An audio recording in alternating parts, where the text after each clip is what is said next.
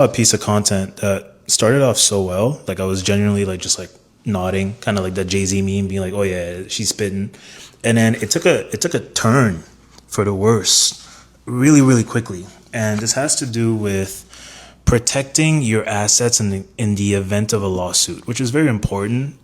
Think of a creator business. Usually, you're going to be providing value in the form of advice or anything like that. So you want to make sure that you have proper asset protection in case someone comes after you, right? Coaches, I'm looking at y'all. And what she said was pretty poor advice, generally speaking, and I'll get into it in a little bit. But if we're meeting for the first time, my name is Ronnie, Canadian US CPA, who focuses on the creator industry. So if you've been looking for a CPA that speaks directly to you, you found me. The algorithm is working. Let's talk about it. In her video, she starts off well saying, hey, if you have a lot of cash sitting around, you're going to want to move it because in the case of a lawsuit, banks and other creditors who are pursuing you can freeze your assets. She's spot on, right? Off to a great start. The Jay-Z nod. I'm nodding. She then goes on to say, because her friend is asking her, well, where do I put it? She says, put it in your personal bank account. And that's where it goes left.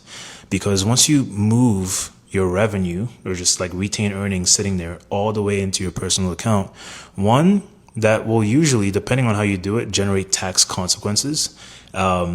Whether you're deciding to pay yourself a salary or just like take a huge distribution. In Canada, these will be like eligible or non-eligible dividends based on, what entity and amount of income that you have. And similarly in the States, the portion that isn't salary will be subject to certain tax implications. But more importantly, when you are bringing that revenue into your personal level, you are now piercing the corporate veil and co-mingling your business and personal, which is a big no-no. This is where, especially with creators, this can cause issues in terms of business versus hobby restrictions.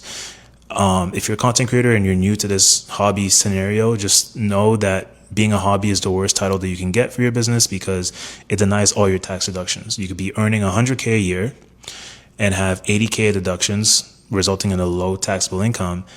But then imagine those $80K just being denied and you being taxed on the 100. So that would be the scenario. The alternative, what I would have liked for her to discuss is, yes, you should move your funds, but maybe to another entity, maybe to a holdco or a separate corporation that is a separate legal entity altogether.